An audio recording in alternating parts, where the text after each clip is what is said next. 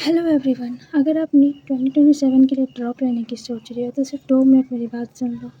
मैं ये किसी टॉपर की तरह नहीं बल्कि एक ऐसे स्टूडेंट की तरह बोल रही हूँ जो 5 अटेम्प्ट दिए फिर भी उसका सिलेक्शन नहीं हुआ। मैंने क्या गलतियाँ की मैं आपके साथ शेयर करना चाहती हूँ।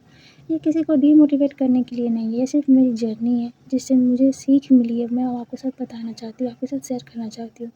सबसे बड़ा ट्रैप पता है क्या? ये सिर्फ एग्ज़ाम नहीं होता। कभी कभी सबसे बड़ा ट्रैप होता है ये सोचना कि 1 साल और दे देती हूँ, अगला साल पक्का हो जाएगा। और इसी उम्मीद में हम कभी कभी खुद को हॉनेस्टली डिसिप्लिन में रखना और कैसे तैयारी करनी है, क्या सोच के हम स्टार्ट किए थे, वो करना ही भूल जाते हैं। ड्रॉप लेना कोई गलत बात नहीं है। तुम्हारे अंदर कॉन्सेप्ट स्ट्रांग हो रहे हैं, मॉक टेस्ट स्कोर इम्प्रूव हो रहे हैं और तुम्हारे अंदर पढ़ने का कॉन्फिडेंस और एनर्जी अभी भी है, तो अपने सपने के लिए पूरी मेहनत करो।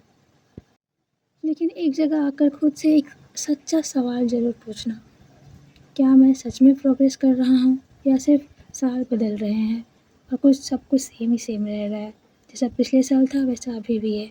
कभी कभी हम इतना फोकस सिर्फ एक एग्ज़ाम पर दे देते हैं कि हम बाकी जितने भी अपॉर्चुनिटीज़ होते हैं उसे हम देखना ही छोड़ देते हैं। सिर्फ नीट करके मैं 5 साल अपना बर्बाद कर दी।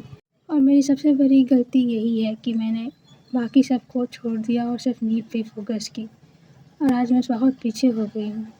प्लीज़ रिजल्ट के बाद 1 महीना खुद को हॉनेस्टली टेस्ट करो, मोबाइल से दूर रखो, डिसिप्लिन में पढ़ाई करो, मॉक टेस्ट दो और अपने मिस्टेक लिखो और देखो कि तुम्हारी परफॉर्मेंस सच में इम्प्रूव हो रही है या नहीं। अगर जवाब हाँ है तो पूरी जान लगा दो, और अगर तुम्हें लगता है कि तुमने बहुत मेहनत की इसके बाद भी प्रोग्रेस नहीं हो रही तो इस बात से मत डरो कि लोग क्या कहेंगे। ग्रेजुएशन करो, गवर्नमेंट एग्ज़ाम दो, रिसर्च करो या फिर कोई भी हेल्थ साइंस से जुड़ी हुई कोई भी फील्ड हो उसके बारे में सोचो, और उसमें जो भी तुम्हारा परफॉर्मेंस है उसको हिसाब से उसमें अप्लाई करो। बैकअप प्लान बनाना मतलब ये नहीं है कि तुम नीट छोड़ दो, तुम अपना सपने की तैयारी करो, लेकिन साथ ही साथ तुम्हारे पास एक प्लान हो जिससे अगर नीट ना निकले तो तुम कुछ दूसरे चीज़ कर सको, तुम्हारे पास रास्ते हो कुछ आगे बढ़ने के लिए। जो स्टूडेंट सेलेक्ट हुए हैं उनको दिल से बहुत ज़्यादा कंग्रेचुलेशन, और जो इस बार सेलेक्ट नहीं हो पाए प्लीज़ एक रिजल्ट को अपनी वैल्यू मत बनने दो। एक एग्ज़ाम तुम्हारी कैपेबिलिटी को डिफाइन नहीं करता, तुम बहुत मेहनत किए थे, प्लीज़ इस बात को ध्यान रखो। डॉक्टर बनना एक बहुत बड़ी सपना होती है, लेकिन ज़िंदगी में सक्सेसफुल होने के लिए बहुत सारे रास्ते होते हैं। कभी कभी ज़िंदगी हमें उस रास्ते पर ले जाती है जहाँ हमें ये सोचा भी नहीं होता है कि हमारे लिए भी कुछ और हो सकता है, लेकिन वही रास्ता हमारे लिए बहुत बड़ी पहचान बन जाती है। तो अपने पे भरोसा रखें, और अगर आपको मेरी ये जर्नी किसी भी स्टूडेंट के लिए हेल्पफुल हो तो मुझे बहुत अच्छा लगेगा।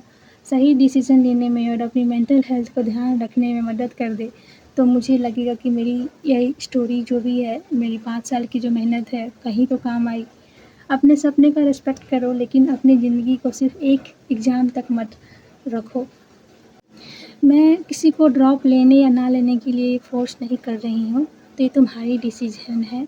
तुम जो भी करना चाहते हो, लेकिन एक बार सोच समझ के लो, डिसीज़न लो, क्योंकि 1 साल बहुत ज़्यादा होते हैं और ये बहुत जल्दी ख़त्म भी हो जाते हैं और सब कुछ बिखर भी जाता है। तो बस मेहनत लगा के करो।